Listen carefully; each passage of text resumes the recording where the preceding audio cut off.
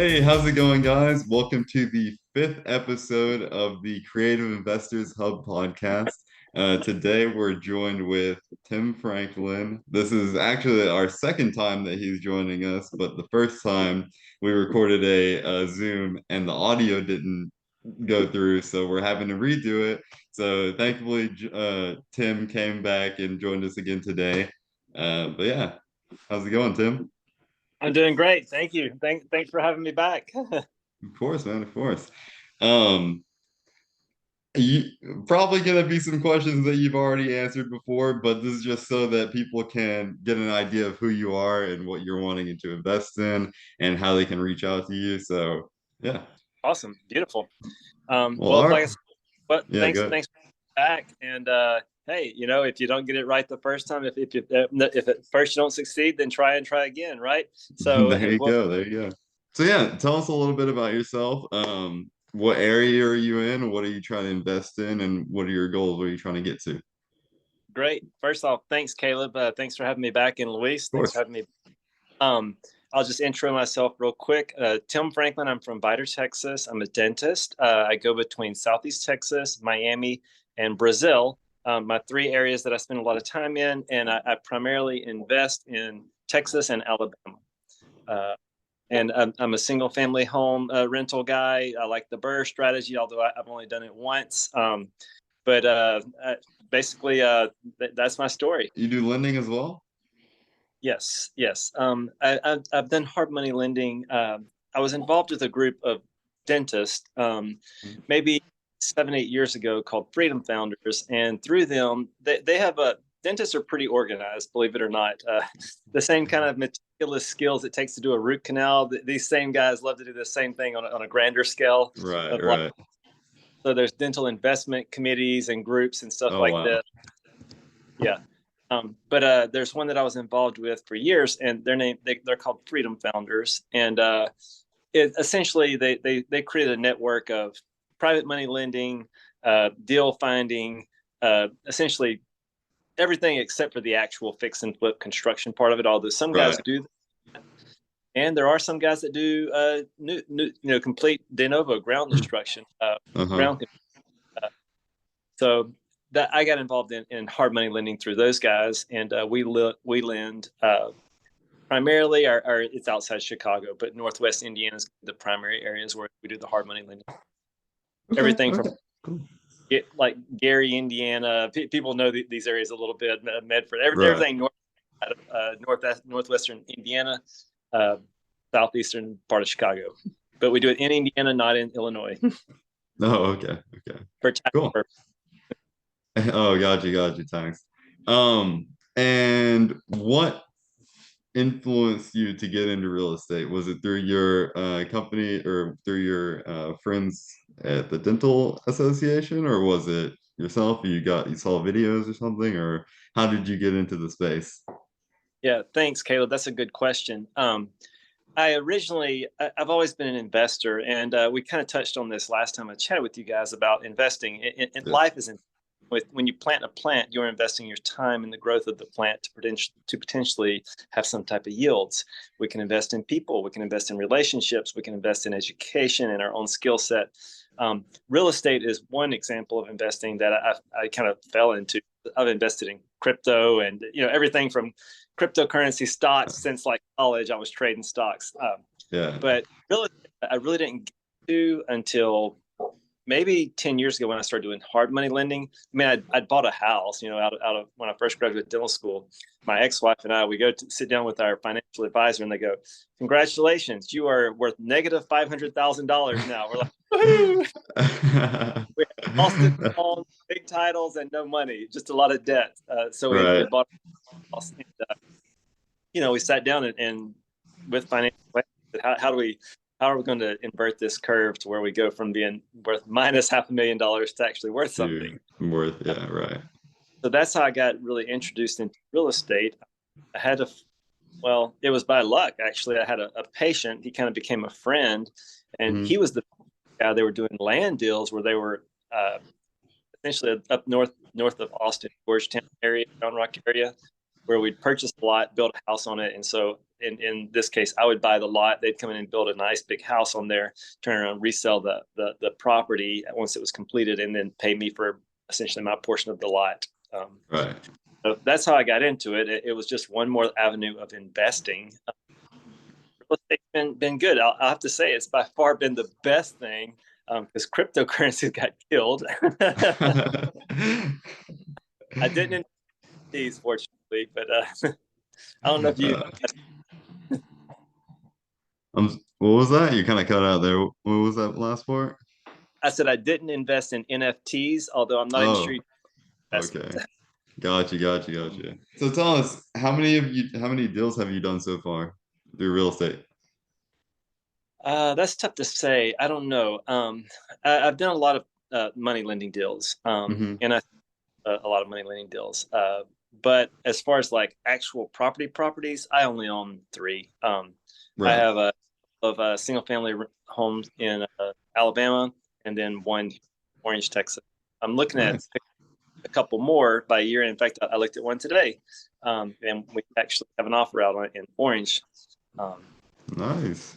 There's a lot of interesting things that happen whenever you go through deals. There's always something that pops up. Tell us about the most interesting experience that you've had through real estate, or going through a deal. What's the most interesting thing that's happened to you? well, I mean, there it's probably the same thing that you're going to hear over and over from these kind of things. Things end up costing a lot more than they look like they were going to cost. Timelines are get extended out. It's usually the same story, though. I thought it was Yeah. only going to, a little bit of paint on the project, a little bit of flooring, and it ended up being a whole new roof. And Right. that's over and over. Issues with contract per Yeah. se, or the job completed. That's been the I would say the biggest. And you learn lessons from that. I mean, there's always whenever you do something, you always have a lesson that you can learn from it. What's the biggest lesson that you've learned from having those either mistakes or wins or whatever it is? That man, that's a good question, also, Caleb. So my takeaway from that is, at the end of the day, you have to be accountable to the goal, to the vision, whatever that goal and whatever your vision is, because you have things that don't go right. The tile's the wrong color. This doesn't fit. This guy didn't get paid. You didn't get paid. Things happen in life, but you have to be committed to the end goal, and so therefore you have to be committed to the process to reach the end goal. That means make it happen by whatever means that is. And I'll give a quick example.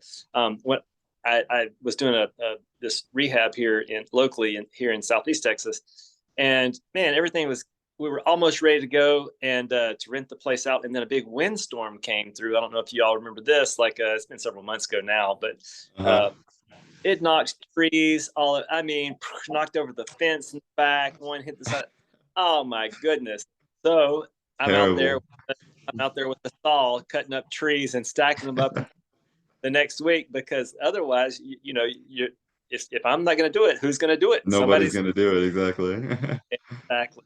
Exactly. So at the end of the day, being committed to the end goal, and then being committed to the process of that end goal.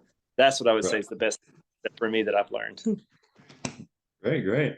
Um, and what about, I mean, being an investor, it can be very rewarding, but it can also be very frustrating at times. What is some things that you find very frustrating in your investing strategies, and maybe any other investing strategy that you've been a part of? Yeah, I shared a story with you and Luis last time, and Yeah. I'll re.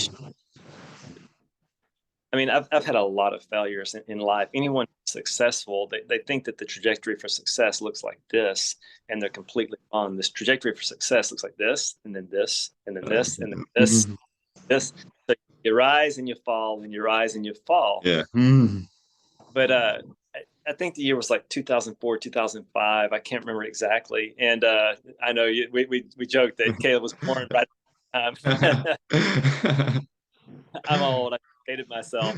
Yeah. Uh, I was starting dental school in 2004, and I think it was 2005. And my ex-wife and I, we had saved together $8,000 because I said, look, we need to fund a Roth IRA. I think it was $8,000 at the time. It was $4,000 a piece, or maybe it was $3,500 and $7,000, right around that area.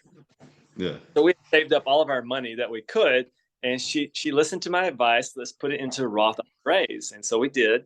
And at the time, we used a bank that it's a great bank. It'd been around for 145 years. The history, man, it's called Washington Mutual. Yeah. It had a beautiful history, and I put it all into Washington Mutual stock because we had our checking accounts with Washington Mutual, and it was everything had been copacetic at the point. Right. So then the financial crisis hit, and I watched the stock price go from $44 to $22 on that stock, and so we bought more. I didn't invest all of it at the same time. I always tend to stagger my buys on any kind of stock, right? I don't buy everything. We're going to buy Tesla, buy all of it at $242. You wait and you buy a little bit at $242. You watch and see if it goes to $200, and you buy a little more, and you watch and see if it goes to $100. And if it goes up to $280, you sell a little bit. Yeah. So staggering in and staggering it out on your entries and your outs on stocks. The same with any kind of investing.